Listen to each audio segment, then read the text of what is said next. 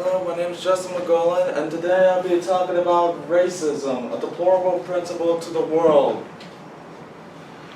You might be asking yourselves, what is racism? Well, for starters, racism is one group of people that just looks down at another group, and they would always think that they are better than them in some ways, and because of that, the one group that's been judged by their race, their sex, their nationalities, and all other things, have faced many hardships like poverty.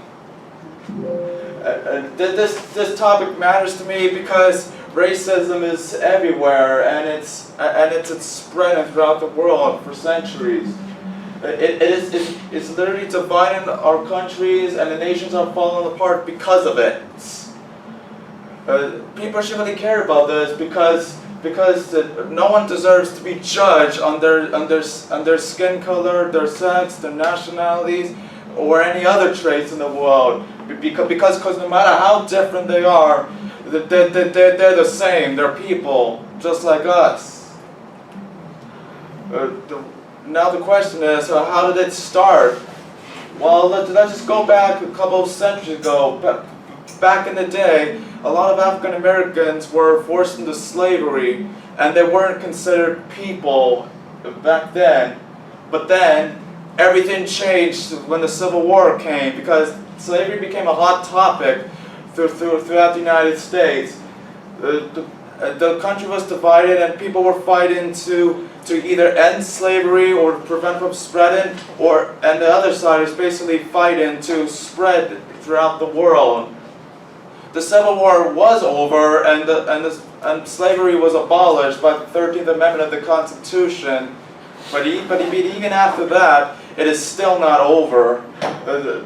The Jim Crow laws happened, and it just made them separate but equal, which means that blacks couldn't drink the same fountains, can't use the same bathrooms, can't go to the same schools, can't go to the same bars, and other things that white people have.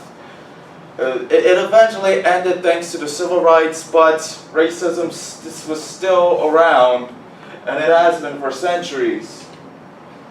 The two case studies that I'll be using is a student asked to leave the bar due to wearing a turban by BBC News, and Breaking the Silence, Time to Talk About Race and Racism by the Academic Medicine.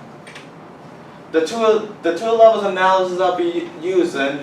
One is involve an individual, because racism usually begins with one person.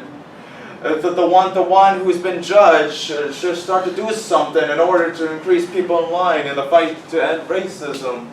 And speaking of people, the other analysis I'll be using is state, because if one person does it, more likely a lot of groups of people would do the same. And if it keeps growing in that one state, it won't be a safe or great place for anyone to go after that.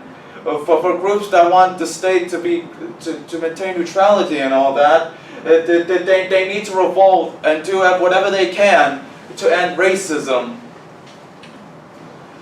The two theories I've used, one of the obvious choices there is liberalism, because liberalism supports liberty and equality, and if they want to end racism, what they should be doing is spreading their views to other peoples of the world, like tell them about the Constitution, tell them about the Declaration of Independence, and all the history.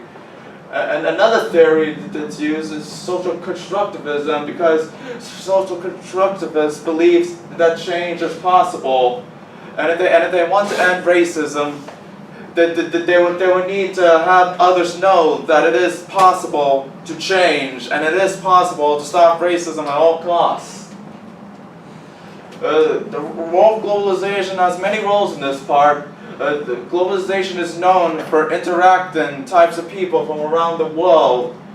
Whoever's in charge of globalization would need to have one group of people interact with another and have them settle their differences and have them know what's great about one group and the other, and how can they benefit from working together. If that doesn't work, then we need to tell leaders of the certain states, like the president or governor or king, who depending where it is, they need to let them know about the issue that's going on in their place, and they need to do anything to stop it. If the leaders refuse, globalization will need to do anything themselves to end conflicts of racism, no matter how bad it is. To conclude, racism is an unpleasant, unfair, and unjust principle of injustice that has been around the world for centuries. It's hurting people around the world, and it's a thing that must be abolished, not just in the United States, not just in one other country too, but all around the world as well. What we should do for fight to end racism, we need to find groups and crowds that are fighting for the same purpose as we are, and just join them and do whatever we can to contribute and help them out, stop this matter. And last thing, we need to have all types of people get along. No matter how different they are, everyone should be treated the same way and equally. There is a reason why it says we the people, and this is why. And we need to have it spread throughout the world and have people understand that everyone is basically the same. Thank you.